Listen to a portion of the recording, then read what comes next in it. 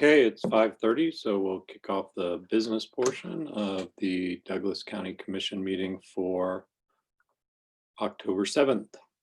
We want to welcome many of you who are at the courthouse or joining us online. I want to just pass on a bit of information regarding how we will run our meetings on Zoom during this time of social distancing. If visual aids are used during the meeting, the presenter will share the screen with the call. Participants will not be able to view them without a computer, smartphone, or tablet. All participants will be entered into the meeting with their audio muted, meaning the commission and the public will not be able to hear you. Presenters will be unmuted when their agenda item comes up. We ask that all online presenters use good conference call etiquette and mute their line when not speaking. And also please introduce yourself each time you speak. If you have public comment on an agenda item or under regular public comment, please use the raise your hand function on Zoom. Staff will call on you and unmute you. We ask that speakers give their name and address for the minutes. The county reserves the right to shut off the microphone and remove any speaker from the meeting if they are vulgar, rude, or inappropriate. The chat function has been disabled. A recording of this meeting will be available on our website after each meeting. On our agenda tonight, we have 3 items on our consent agenda, 1 regular agenda item, then we'll do appointments, public comment, general public comment, and this commissioner and administrator miscellaneous. We'll start with our consent agenda. Commissioners, do any of you have an item you would like to have removed from the consent agenda for further discussion? I do not. No. Sarah, is there anyone there at the courthouse who would like to have an item removed from the consent agenda? We don't have anyone here to remove an item. Thank you. Jill Gallagher, our assistant county administrator, usually monitors the chat. Jill, anyone there wanting to? I'm not seeing anyone. Okay.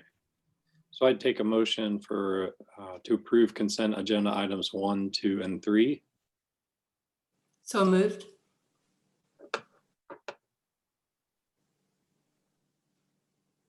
Second. There you go. Moved. Sorry. Threw you off, didn't I? All those in favor say aye. Aye. Aye. Aye. Passes 3-0. We'll move on to our first regular agenda item, which is from Zoning and Codes, finding a fact for application rezone request Z20-00167, approximately 69 acres northwest corner of East 800 and North 1500 Road from AG Agricultural to CP Cluster Preservation District. And this is an item we had a few weeks ago. Is that right, Sarah? Yes, thank you, commissioners. This item was tabled for further discussion development of the finding of facts. As I mentioned a few weeks back, we used outside counsel to help us develop the finding of facts that are in the commission packet. Terrell Mock is here with Fisher Patterson and helped us prepare that, as well as I know the applicant's attorney is also on the call as well. So we can walk you through the findings of fact if that's something the commission would like us to do, or we can simply just sort of open it up for commission questions. Commissioners, how would you like to proceed here?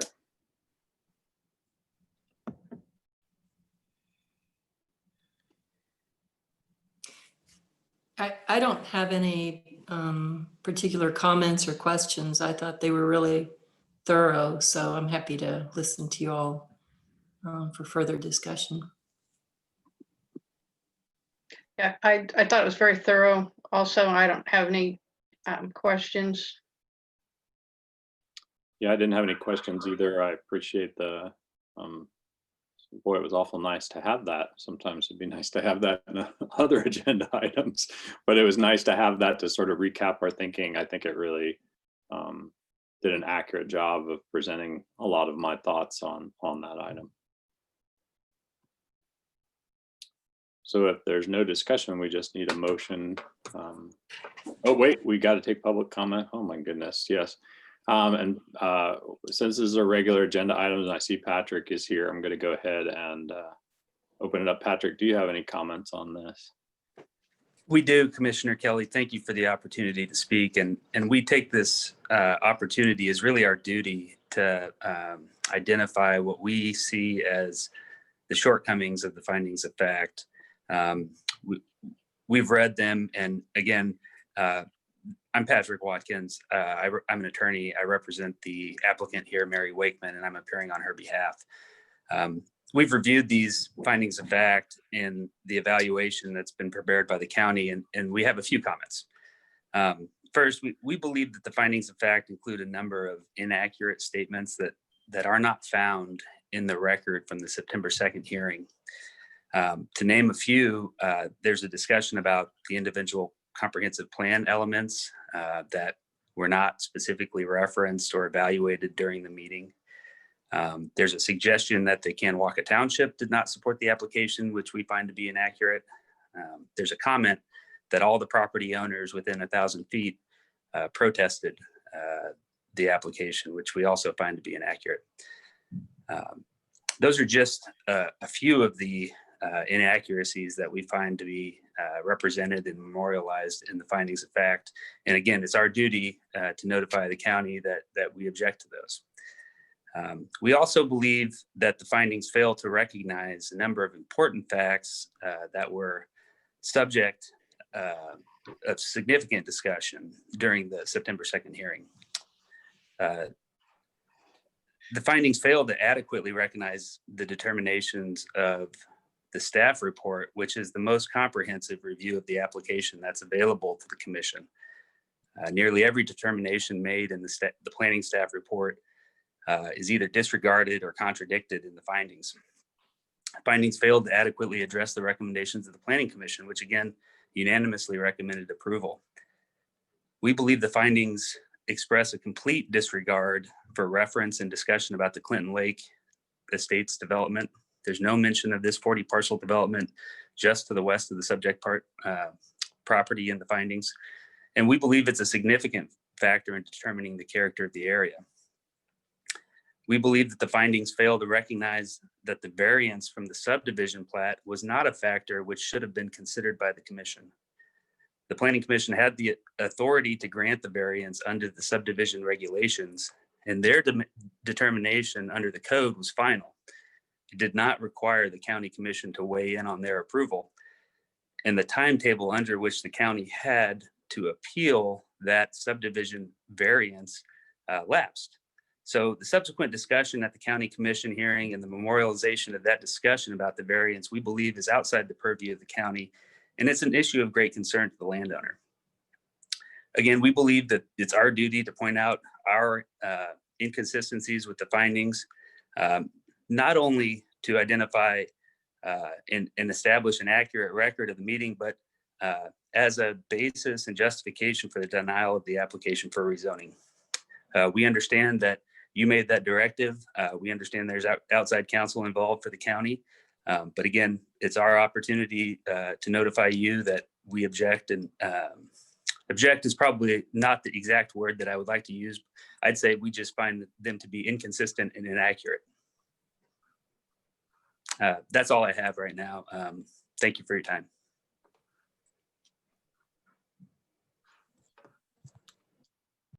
Questions or comments, commissioners?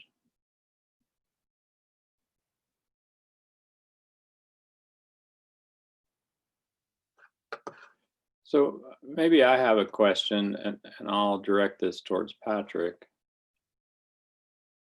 Patrick, I noticed that in our finding of fact, there were multiple items that we felt I'm trying to remember how it was put.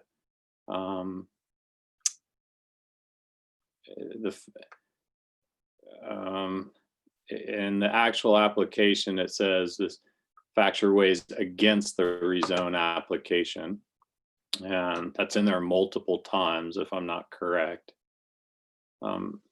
If you eliminate the issues that you identified, does that eliminate all finding of fact, or is there still some that remain that would be against the position to rezone? Patrick Watkins on behalf of the applicant Mary Wakeman. You're referring to the list of statements that I made at the beginning. That's a non-exclusive list. I don't have the opportunity to identify every concern and question about the findings, and generally speaking, we find them to be inaccurate for more than just the ones I stated. So I don't think changing those three things is going to remove or absolve us from our concerns. Does that adequately address your question? Well, would it be fair to say that it doesn't, I mean, if we remove those three items, we might still choose to find in favor of not approving the rezoning? Would that be fair to say? Yeah, I would expect as much. Yeah. The significance of identifying the three inaccurate statements, and again, it's a non-exclusive list, is to identify the blatant ones.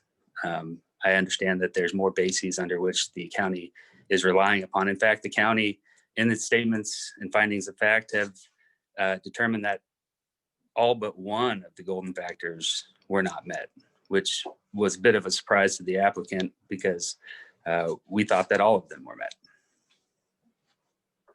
Okay, thanks.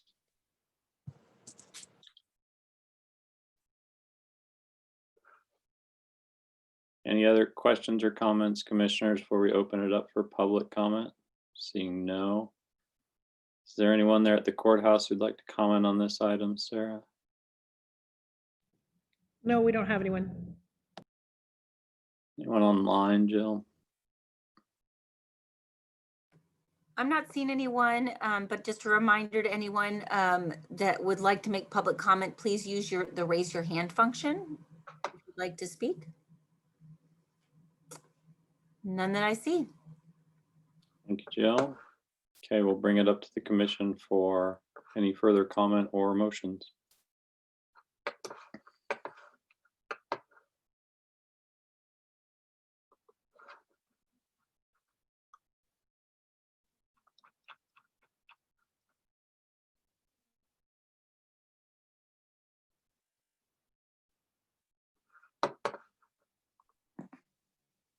So I'm happy if you all have nothing more to say, I'm happy to make the motion. I move that we approve the finding of fact for the application of the rezone request Z20-00167. Second. Moved and seconded. Thank you both. All those in favor say aye. Aye. Aye. Passes 3-0. Thank you very much. This moves us on to appointments. Commissioners, do any of us have appointments this evening? Yes, I have one. JAAA has asked that we reappoint Ernest Dreyer to their board. So that's my motion, is to reappoint Mr. Dreyer. Second. All right, moved and seconded. All those in favor say aye. Aye. Aye. Aye. Any other appointments, commissioners? I don't have any more this week. Okay, we'll move it on to general public comment. General public comment is at the end of each meeting with a limit of 1 comment per person. The commission reserves the right to place a time limit of 3 minutes per speaker if desired. Individuals may not give unused time to other speakers. As a general practice, the commission will not discuss, debate, nor will the commission make decisions on items presented during this time. Rather, they will refer to the items for staff for follow-up if necessary. All comments should be directed to the county commission. Is there anyone at the courthouse who would like to provide a general public comment, Sarah? We don't have anyone here. Anyone online who would like to provide general public comment, Jill? Yes, Commissioner, Ty Edwards has been moved over into the panelists and is ready to go. Hi, Ty, welcome. Hi. I'm here to implore you to prioritize children's in-person education and all of the COVID-related decisions that the county commission needs to make. I'm a mother of 2 kids in USD 497, and it seems like so far our county has prioritized KU's adult student education in person rather than children's in-person education, also allowing 10,000 people in a football game and expanding alcohol service, which happened on Friday. Many children and families across the community need schools to be open so our children can learn from trained professionals and access the resources that are at schools, and so parents and caregivers can work. Because we have not prioritized children in this decision making, families and teachers and staff do not have confidence in their safety at school, and all the county's public schools are left to muddle through this.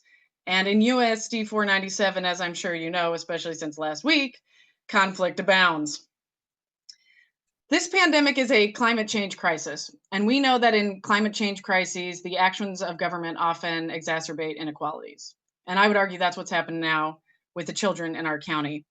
Schools are critical infrastructure in the short and long term of this community, and it's difficult for people to make individual sacrifices to achieve this goal if there isn't a unified effort in the city and the county. I also want to know, how is the health department setting their priorities? It certainly seems like KU and business interests predominate, but why? Schools open would allow parents to attend and work at KU, and schools open would allow people to work and patronize local business. Since August, but especially now, as we approach USD 497's hybrid launch, shouldn't we be enacting more restrictions to limit the spread and prep our schools for success? On Friday, the Kansas Education Commissioner, Randy Watson, charged school districts with utilizing all available space for physically distant classrooms for kids and teachers.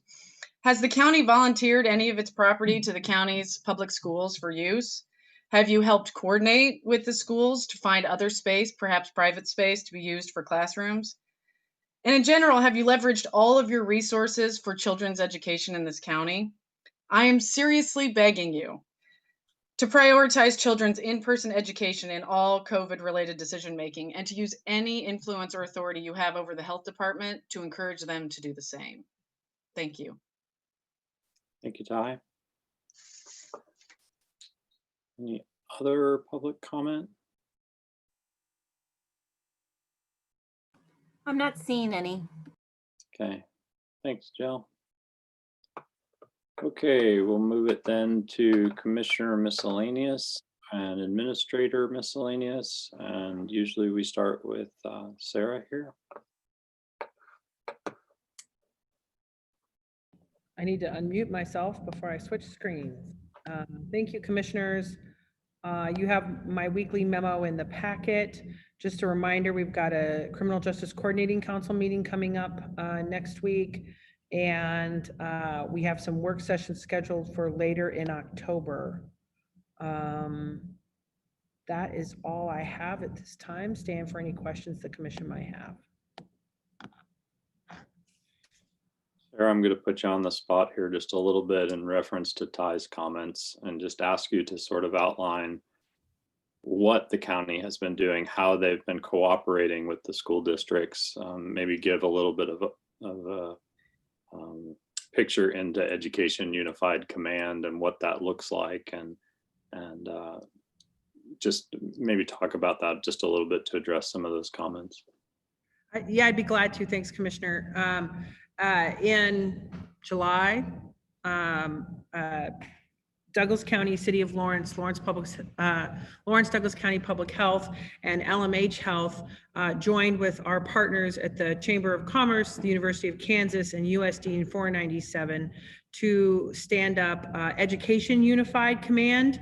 That group has been meeting twice a week over Zoom since that time. One of its top priorities was to establish the school gating criteria, which is a voluntary school gating criteria, voluntary by school districts, but provides them with guidance based off of public health metrics on the spread of the disease in our community, and to provide a gating criteria as to how they can safely operate during this pandemic. that process has been a huge priority. It was the main focus and goal of the education and our sole focus really in the Education Unified Command to prepare our community for those options and then really empower districts to make those decisions, as well as work with the University of Kansas through their hybrid approach and their testing protocols that they're using and how it interacts with the community.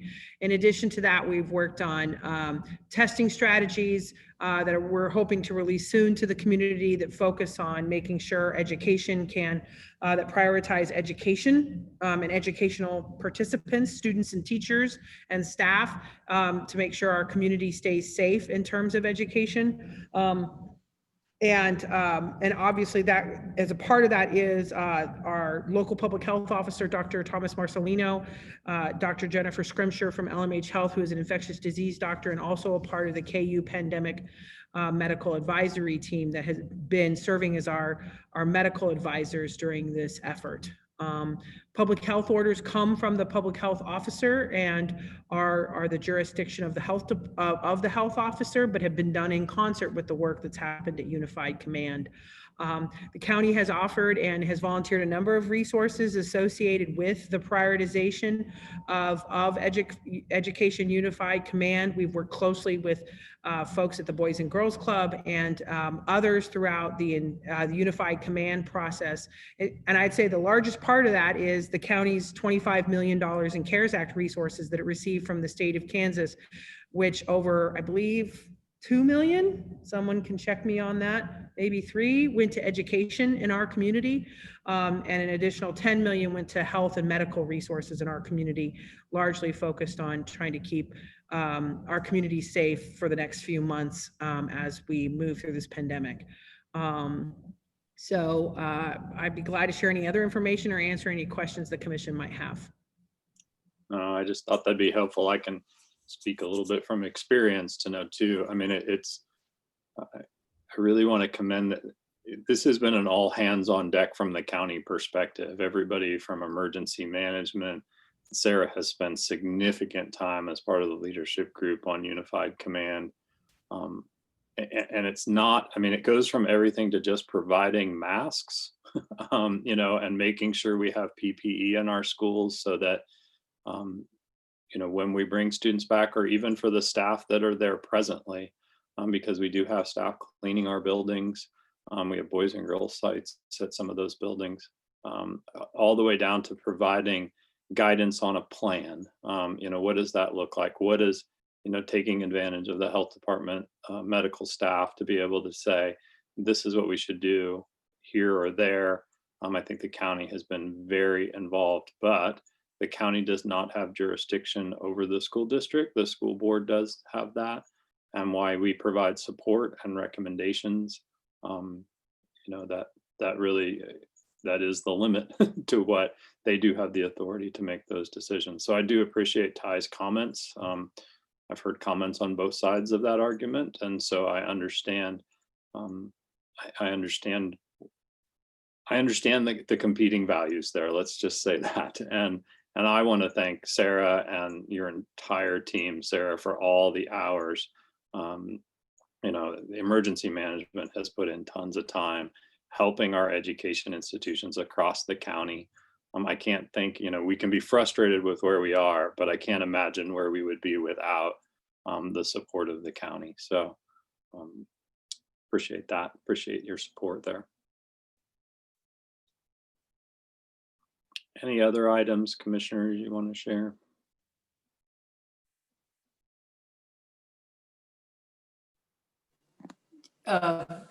Just a little mop-up item from last week. We appointed Greg Shankin to the Planning Commission, and my email with his contact information has already been deleted, and it looks like Robin's looking for that contact information. I got it to her. You got it? Okay. Thank you so much.